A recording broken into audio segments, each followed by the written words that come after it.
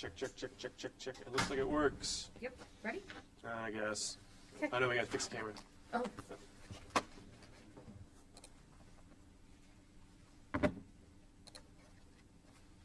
Oh, come on.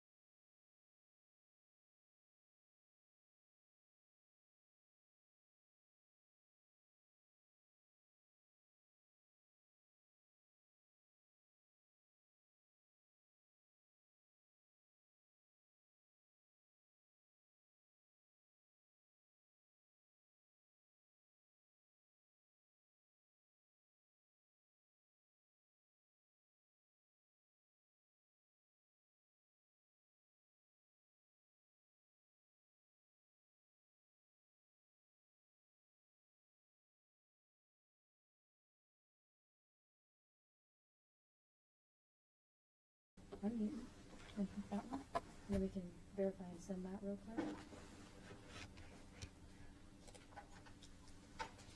And as long as you're good. And then you're set to go over there. Oh, this has your Saturday.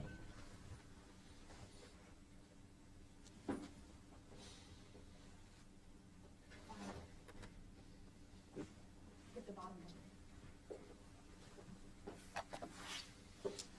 All right, welcome to our coverage here of our first alert day that now continues at least until 6 o'clock here this evening. Not only do we have some showers and storms that are ongoing, we're going to have a potential for a second, well, technically it'd be our third round as we get into the afternoon hours. And that's going to be a very specific time window of 3 to 6 p.m. And I think that one has the chance to produce our isolated tornadoes as we were kind of talking about here yesterday. So here's kind of the latest what we're looking at on our first alert days. As this is going to continue again through 6 o'clock here tonight. We still are in a level 1, 2, 3 risk for severe weather, but a lot of this is starting to shift maybe a little more towards our eastern counties. So here's just a look at the Everywhere Camera Network for you as we've been busy tracking showers and thunderstorms here for a large chunk of today. And I do think a lot of this is going to come to an end here in the Quad Cities, probably around 9:30 and 10. And then the question will become how fast can our atmosphere recover? So here's just a quick look at our severe weather hazards. We can't rule out a couple of isolated tornadoes later today. Still some strong winds and the possibility of some large hail, although the hail threat kind of dwindling as we speak. But you can see that level 1 risk is now kind of encroached a little bit more into eastern Iowa. And then you have that level 3 risk out into Bureau County, Illinois. So as you break down the individual severe threats, it appears those winds maybe of 70 miles per hour or greater. The best chance for that will be out near Princeton and areas eastward as we head into those afternoon hours. Now, in terms of large hail, I think the biggest threat for that is already kind of past us, but I can't rule that out again, kind of on the very eastern edge of the area. And then again, as far as those isolated tornadoes or a few tornadoes, areas along the east are going to be most favored. And that is where I expect some of these storms to fire up as we head into the afternoon and evening hours. Problem is, this is a boom or bust type of forecast. So what do I mean by that? I mean that we have the opportunity to get a lot of sunshine this afternoon, which in turn could bring us into the 60s and 70s.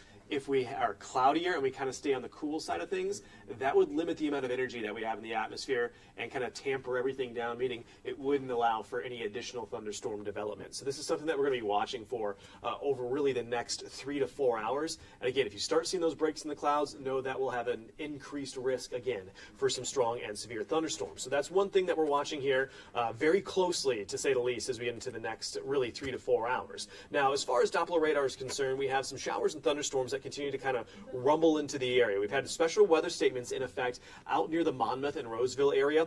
This storm is a very, very fast mover, 60 miles per hour to the north and east. But what I do want to look at here is what we're looking at as far as the current wind speeds. And the reason that's worth highlighting is because we've had some reports of maybe up to 40 mile per hour winds with the potential of maybe getting a little bit stronger. And the reason I say that is because with the storm moving at 60, if we can translate that down to the surface, that would be a severe thunderstorm. But right now, radar is estimating about 41 miles per hour just based on what we're seeing here at the moment. So as this kind of travels off to the north and east, we should be able to track this out for you as far as the actual timing. And let me do that as we move this storm off to the north and east, again, at a very, very fast pace of, I think they were saying 60 miles per hour. So as we go there, it'll be in Abington at 8:37, Galesburg at around 8:46 here this morning. Now notice these areas highlighted in beige there. That is a wind advisory that will continue as we head into the next several hours. So even if you don't get thunderstorms,